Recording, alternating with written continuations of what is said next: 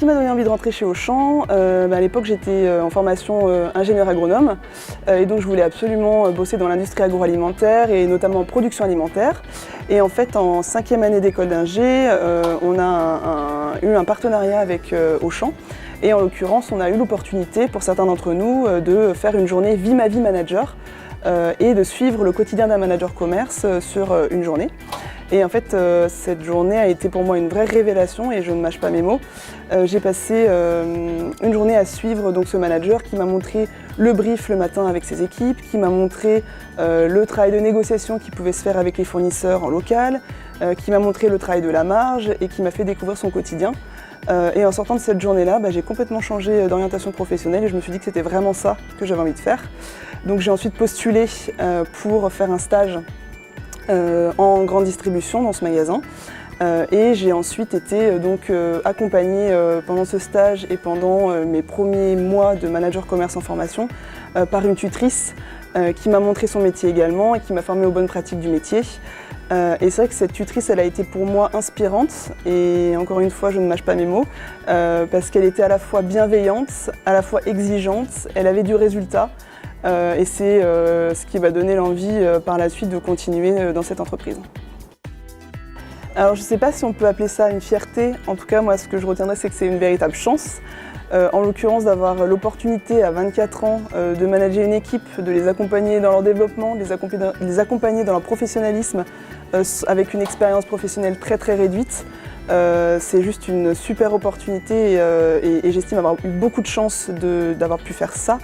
Deuxième chance également que je pourrais rejoindre avec le mot fierté, c'est d'avoir pu évoluer en interne sur un poste de responsable commerce après 2 ans et demi d'expérience en tant que manager commerce et rejoindre un codir d'hommes en l'occurrence. Alors j'ai été hyper bien intégrée au niveau du comité de direction, ils ont été super pédagogues avec moi. Je pense qu'ils étaient plutôt contents de voir arriver une nouvelle tête et en l'occurrence ils ont tout fait pour que je réussisse et d'ailleurs je les en remercie. Ça aurait pu être peut-être un peu plus compliqué avec l'équipe puisque j'ai rejoint un comité de direction à 27 ans et c'est vrai qu'il y en a certains que ça peut surprendre.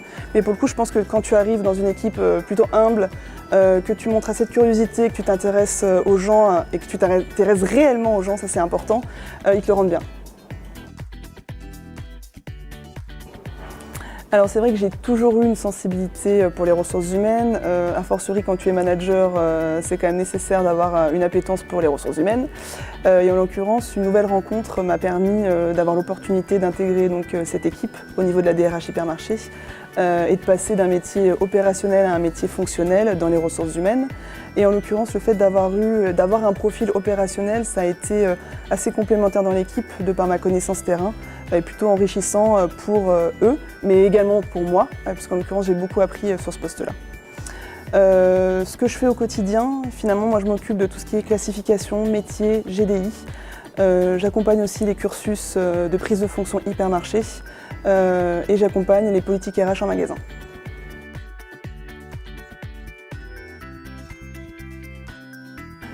Alors un facteur à prendre en compte lorsque tu souhaites évoluer, évidemment c'est la mobilité.